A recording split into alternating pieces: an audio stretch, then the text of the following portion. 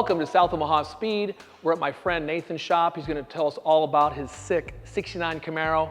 We're excited to be here. Let's get started. Well, we made it in. We're sitting down. John's here. He's got the big camera. My friend Nathan. Thanks for having us. Thanks for coming. Absolutely. Nathan and I met at Good Guys here, what, 3 or 4 years ago maybe? 3 years, yeah. 3 years, and every time we go to Good Guys, we kind of see each other and hang out. Yep. Mutual friends. You always drive cool stuff, so we got to check you out every year, right? Well, you guys always have the young, pretty girls around driving the convertibles, and yeah, you guys have a lot better time than we're having. Although I have a great time with my family. Yeah. Always good times, for sure. But I'm old, you know what I mean? But yeah, so thanks for having us, and I'm really excited about walking around this thing and checking it out because the thing looks amazing. But before we get to that, I thought maybe you could tell a little bit about how you got started in the with cars, and maybe I know you said earlier your grandpa was into it as well. Yep. Yeah. No. So, like you said, thanks for coming. This is our shop. Dad started collision repair work probably about 25 years ago. Been in the industry a lot longer. But growing up, my grandfather built cars. He had a 49 Ford, and it really just kind of kick-started my want and need for cars, drive. I don't know if it's a need or if it's a want, what it is, passion. So growing up, we were always around it, going to car shows, been to the Good Guys car show in the Heartland, 18 years in a row probably. I'm 23 years old, so been there a long time, been there a lot of years. I decided one day when I was in middle school that I wanted a car, and went to Dad, said, hey, I want my first car to be a 69 Camaro. That's what I wanted. Set it in stone, and he said, well, if you're going to get it, you're going to need good grades. You're going to need to do well in school. You're going to have to clean up your act. You're going to have to stay out of trouble, good sports, everything like that. Go out for sports, be active. I said, all right, I can do that. And then the one thing he said is, you find the car, you go ahead and you contact the person, and you got to take care of the whole deal. We'll just go down there, and I'll help you bring it home. I said, all right, awesome. I can do that, you know. Yeah, very cool. And, you know, give me the rope. 12 years old, 13 years old. I think I was in 6th grade. Back in 2012, so it's actually going on 12-year project now. Been a long road coming. So I ended up finding the car on racingjunk.com. That was my favorite site back then. Had a big supercharger hanging out of the hood. Can't really beat that. It was down in Missouri, and the guy's name was Tom, actually, which is kind of funny. Yeah, he's a super cool dude too. It was funny, you know, I couldn't imagine someone picking up a phone and being like, hey, there's a 12-year-old on this other line trying to buy a car off me and take someone serious, you know. But he did, and we ended up going down there, checking it out, and it was a basket case. Was it a roller? I mean, it was a roller. It had an engine in it with a supercharger, but other than that, not much else. No rear floor. It was some guy's drag strip project, and it was cobbled together. It was a basket case. Perfect candidate. Perfect candidate. You know, it's always the ones you end up buying. So ended up looking it over, and I'd saved up my money from pushing snow and mowing lawns and stuff, and for $4,100, the car came home with me that day. Wow. So, yeah, it was quite the purchase. And birthday money, Easter money, gone. Everything. Had Spend to it have. all. You just blow it on everything, had to have right? this car. Yeah, absolutely. Yeah, horsepower kicked in, and you just got to have it. So, for sure. Yeah, and it jump-started everything for me. You know, we started turning wrenches and really kind of turned the ball on my family. And I've got 3 siblings. I've got a twin sister, a younger brother, and a younger sister, and none of them really took interest in it. But then once I kind of started dabbling in all this and turning wrenches and stuff, they really decided that that's what they wanted to do as well. So a couple years later, my brother ended up finding a 69 Charger. My twin sister's got a 69 Camaro now. She paints for us full-time here at the shop, does amazing things, been out to SEMA a couple times. And then now the younger sister, who's now 2nd year in college, just recently got a 69 Corvette. Wow. So, yeah, GM, other than my brother, you know, the Mopar guy. So, sure. A little different. That's but okay. that would be cool. Well, actually, you know? for the family. That's right, yeah. Yeah, I've seen Natalie's convertible, right, at Good Guys. So that was actually my fiance's Oh, car. okay. Yeah. Gotcha. Natalie's is the white hardtop. So, oh, okay. Yeah, gotcha. With, LS swapped, Pro Touring suspension. She enjoys that car a lot. Very cool. Yeah, that's you awesome. bet. So lots of cars and go fast stuff in our family, and can't beat that, right? Very cool. So, very cool. Well, what do you think? We get a chance to walk around this thing, and John, get off the tripod and walk around a little bit with us? Yeah, let's do it. Awesome. Sounds great. Thank you. Yeah. All right. Okay, so we got John Mobile. He's going to walk around with us a little bit here.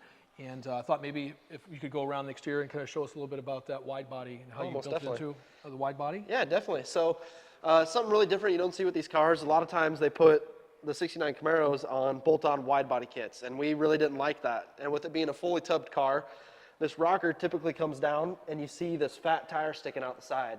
And it was really something that I didn't want to see and Dad didn't want to see when it was done. So we went ahead and actually, I hand broke my own rocker.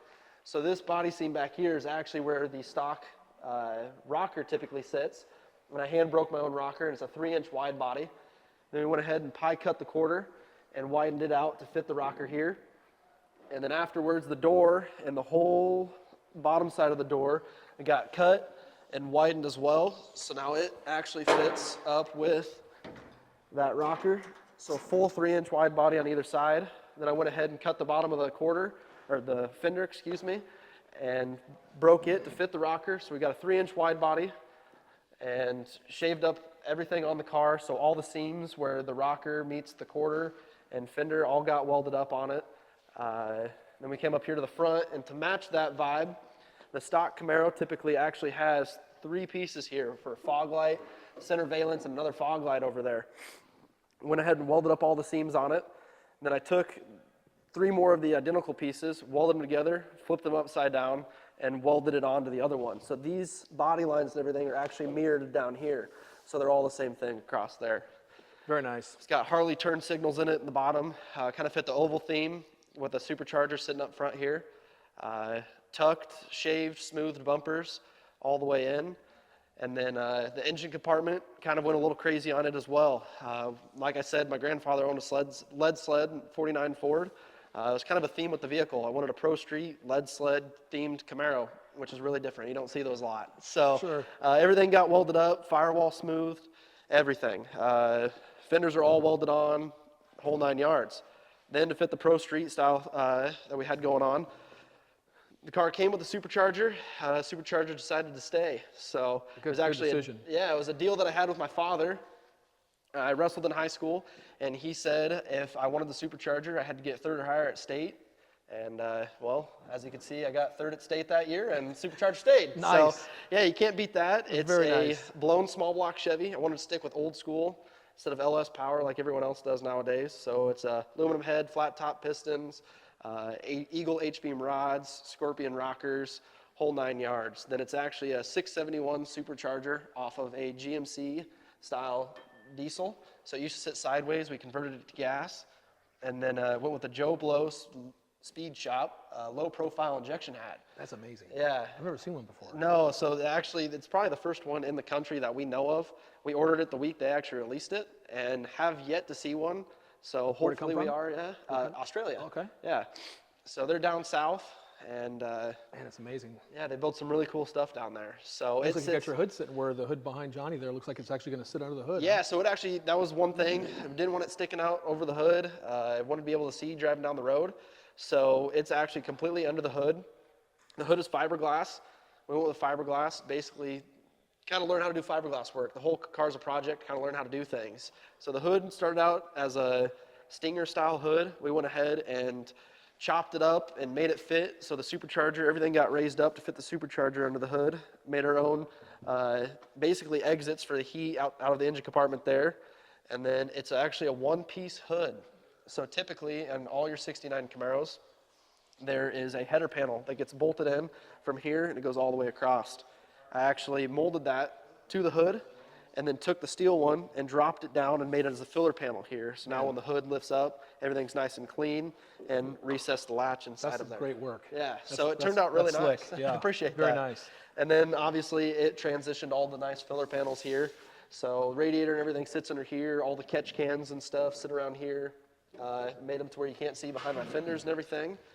The whole car is running Speed Tech aftermarket suspension. So it's their Pro Touring torque arm style setup from front to rear. Had to modify it in the rear because I'm running 20 by 16 wheels. So it's fully tubbed car. It's made for 12 wide wheels. So we chopped it up, made it fit.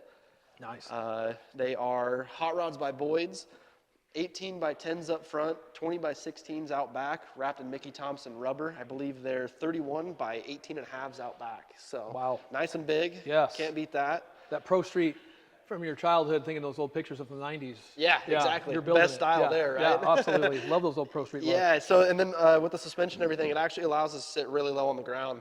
those old Pro Streets really hugged those tires. So this thing's actually got a 4.5-inch ride height up front on the rockers. So you're gonna look good on the ground, isn't she? Yeah, it'll be pretty sweet. Very Getting out cool. of it, my back might not thank You're me a later, young but- man. A guy like me would probably struggle. Right. But you'll be just fine. I guarantee it. Man, that thing looks great. Yeah, and something a little different up front with the headlights. You know, you change everything else on the car. It's like, well, where do you stop type Right. of deal. Yeah. So the grille will eventually be hideaway headlights. So it's got 69 GTO headlight buckets and doors on it, and I molded them to fit the 69 Camaro, as well as some oval mesh to match our oval theme that we have going on in the vehicle. Very cool. It should look great. Yeah, it should look awesome. I'm really excited to see that when it's finished. We have to come back. You're going to invite us back, aren't you? Oh, 100%. You can't Very not cool, come back. very cool. Projects are always cool, right? We love talking about them. Yeah. So. And the shifter, brother. What do we got going on here? The lightning rod shifter? Yeah, so that shifter's kind of crazy. Like I said, my sister built a 69 Camaro. I had my shifter a while back, and it was actually a quarter stick, her style shifter. And it was sitting on the shelf, and she needed a shifter for her car. So I was sitting in Des Moines in college, and I got a call from her one day. And she goes, hey, I need a shifter. Do you think I could use yours? And I said, yeah, that's no problem. And she said, well, good thing, because it's already installed in my car.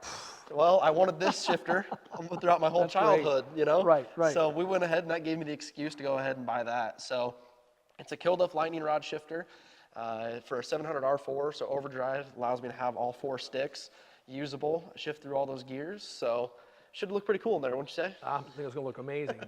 Now, I like the way you got your pedals. They're going to be all tucked under the dash. No master cylinder out front, right? Yeah, that was the one thing I really wanted. Everyone shaves their firewall, but a lot of people leave those master cylinders and boosters up there, and it's not really a look that I really was going for. So did the 90-degree pedal underneath, and then there's 2008 Malibu pedals worked into it. So the pedals actually come to you and go away from you. So they're all fully adjustable, as well as the seats being out of a 98 Ford Explorer are all power. So Nice. chopped those up, made them fit as well. So Very cool. Vintage air. yep, vintage air, keep us cool and warm. Hopefully warm. I don't know if we'll be driving in the winter yet, but we'll see, right? Okay, if you had to, you'd be Exactly. all right. Yeah, we'll be golden there. So vintage air, everything under the dash, good to go. I've got some Infinity Box modules right there. So a guy out of Illinois builds these, has his company, and he decided he liked my story enough. I got him to sponsor me, and basically it allows my car to be completely ran off an iPad. There won't be a knob, no nothing on the dash, no ignition, no everything. It'll control it all. So I can stand outside the car, start it with my phone, open the headlight doors, close them, all sorts of different things. So That's amazing. yeah, and as he's going across there on the floor, all hand-built floor. The car had no good floor left, so we cut everything out. And to be able to allow the car, a lot of the Camaros, you can see their frame and their exhaust from the side of the car.